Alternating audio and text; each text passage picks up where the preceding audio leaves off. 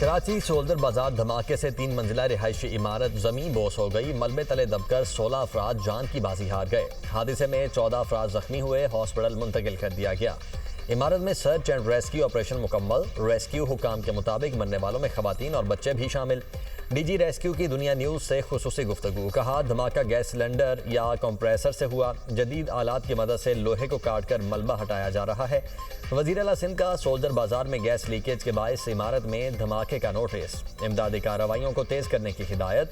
Soldier बाजार में धमाके की वजूहात क्या हैं? वज़ीर आला सिंध का कमिश्नर कराची को तहकीकात का हुक्म। सदर मुमलिकत आसिफ अली जरदारी का वाक़े पर गहरे दुख और अफसोस का इजहार।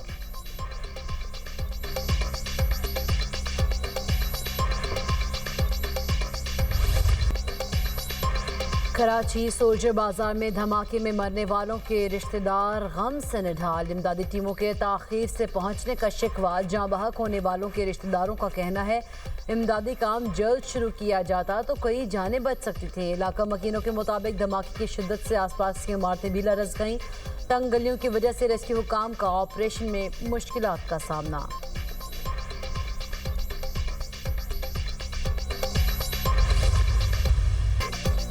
सोल्जर बाजार में इमारत गैस लीकेज धमाके के बाद गिरी। सहरी के वक्त सिलेंडर जलाने से इमारत में धमाका हुआ। DIG east doctor Farrukh Lanjar का गिरने वाली इमारत की जगह का दौरा। कहा, इब्तदाई मालूमात के मुताबिक धमाका गैस लीक होने से हुआ। केमिकल एग्जामिन के बाद ही धमाके की असल नौयत का तयन हो सकेगा। मुतल्लिका महकमा बताएगा इमारत कानूनी थी या गैर कानूनी। जिम्मेदारान के खिलाफ कार्रवाई की जाएगी।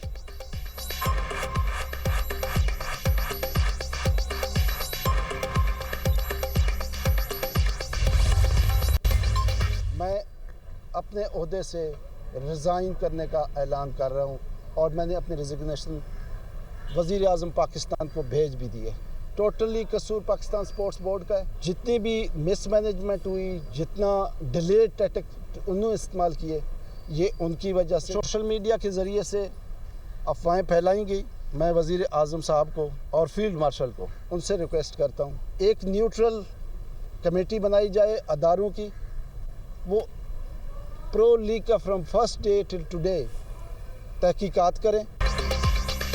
सदर हॉकी फेडरेशन तारिक बुख्ती का ओहदे से इस्तीफा देने का ऐलान। कौमी हॉकी टीम के कप्तान इमाद शकील बट पर 2 साल की पाबंदी आए। तारिक बुख्ती बोले, प्रो लीग के लिए फंड्स पाकिस्तान स्पोर्ट्स बोर्ड के पास से। पाकिस्तान स्पोर्ट्स बोर्ड हमें पैसे देने में नाकाम हुआ। सारी मिसमैनेजमेंट स्पोर्ट्स बोर्ड की तरफ से थी। वज़ीर आज़म ने हॉकी के लिए 25 करोड़ रुपए जारी किए। वज़ीर आज़म और फील्ड मार्शल से दरख्वास्त है कि एक कमेटी बनाई जाए। सोशल मीडिया पर अफवाहें फैलाई गईं और चीज़ें सामने आई। कौमी हॉकी टीम के कप्तान पाकिस्तान वापसी पर शिकायत के अंबार लगाए थे।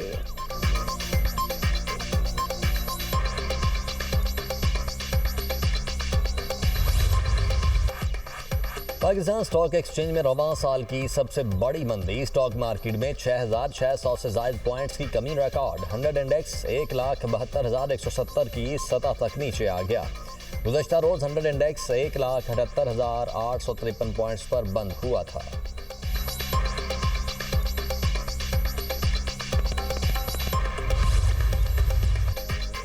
वज़ीर आज़म शहबाज शरीफ आज वाशिंगटन में गजा अमन बोर्ड इजलास में शिरकत करेंगे। नायब वज़ीर आज़म इसहाक डार भी इजलास में शरीक होंगे। वज़ीर आज़म की अमरीकी क़यादत और आलमी रहनुमा से मुलाकातें मुतवक्के। शहबाज शरीफ 20 फरवरी तक अमरीका में क़याम करेंगे। इजलास अमरीकी सदर ट्रंप की ज़ेर सदारत होगा। रुकन ममालिक की जानिब से $5 अरब से ज़ायद इमदाद के वादों के ऐलानात मुतवक्के।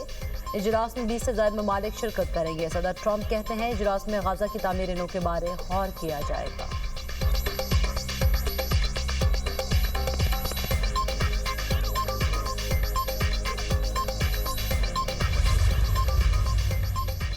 फ़लस्तीनी भाइयों के साथ खड़े हैं पाकिस्तान का 2 टोक मौक़िफ़। बोर्ड ऑफ पीस से गजा में दायमी जंग बंदी होगी। गजा की तामीर नौ फ़लस्तीन की खुद मुख्तार रियासत बनेगी। वज़ीर ख़ारिजा इसहाक डार का अक़वाम मुत्तहिदा की सलामती काउंसिल में मौक़िफ़। कहा, 8 अरब और इस्लामी ममालिक के वज़राए ख़ारिजा की इसराइल की मज़म्मत। गजा की तामीर नौ और इंसानी इमदाद वक्त की अहम ज़रूरत है। फ़लस्तीनी अथॉरिटी का मरकज़ी किरदार लाजिम व मलजूम है। फ़लस्तीनियों के हक़ खुद इरादियत के एहतराम के बगैर कोई हल काबिल अमल नहीं। इसराइल मगरबी किनारे में गैर कानूनी इक़दाम कर रहा है। इसहाक डार की गजा से फ़लस्तीनियों को बेदखल करने पर इसराइल की शदीद मज़म्मत।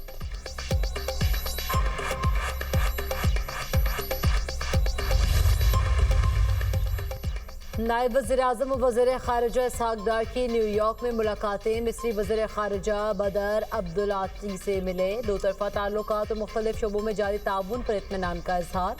इसहाक़ डार की इंडोनेशियन वफ़द से भी मुलाकात। दो तरफ़ा ताल्लुकात का जायज़ा। दरीना बरादराना ताल्लुकात की गहराई और मजबूती पर इत्मीनान का इजहार। बैनुल-अक़वामी क़ानून और अक़वाम मुत्तहिदा की करारदादों के मुताबिक फ़लस्तीन में मुनसिफ़ाना, पायदार और जामे अमन के लिए करीबी ताउन पर इत्तफ़ाक़।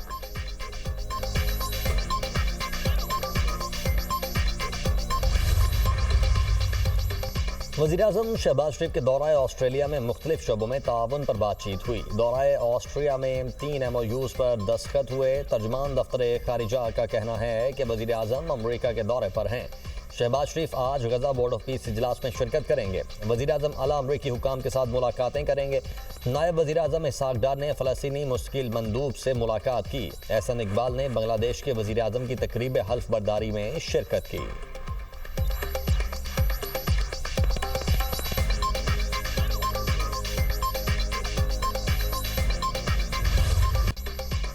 अमेरिका रवां हफ्ते के आखिर तक ईरान पर हमला कर सकता है। अमेरिकी मीडिया का दावा। कहा सदर ट्रंप ने इस बारे में अभी तक हतमी फैसला नहीं किया।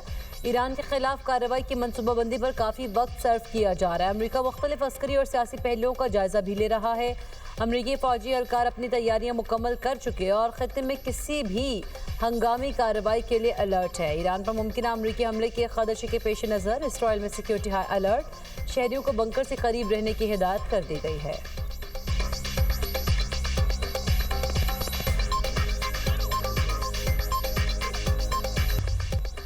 आलमी और मकामी सतह पर सोने और चांदी की कीमतों में बड़ा इजाफा। 24 कैरेट सोना 7,900 रुपये महंगा। कीमत 5,23,962 रुपये फी तोला हो गई। मकामी मार्केट में फी तोला सोना 2 रोज में 9,200 रुपये बढ़ गया। 24 कैरेट चांदी की कीमत 358 रुपये से बढ़कर 8,404 रुपये फी तोला हो गई। मकामी सतह पर फी तोला चांदी के दाम 2 रोज के दौरान 390 रुपये बढ़। सऊदी अरब हमारा अहम स्ट्रेटेजिक शराकतदार है। रूसी वज़ीर ख़ारिजा सरगई लारोफ की अरब मीडिया से गुफ्तगू। कहा, मुझे सऊदी दारुल हुकूमत रियाज बहुत पसंद है। दोनों ममालिक के दरमियान ताल्लुकात को वुसअत देने से मुतल्लिक आला तरीन सतह पर बातचीत का सिलसिला जारी है। रियाज और मॉस्को के दरमियान ताल्लुकात के 100 साल मुकम्मल होने पर खुश हैं।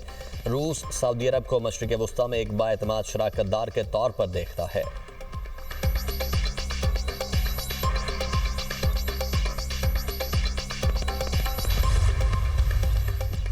चीन में आतिशबाजी की दुकान में धमाका, 12 अफराद हलाक। धमाके से हाथे में आग भड़क उठी। रेस्क्यू एहलकारों ने आग बुझा दी। तहकीकात जारी। चीन के बड़े शहरों में आतिशबाजी के सामान पर पाबंदी।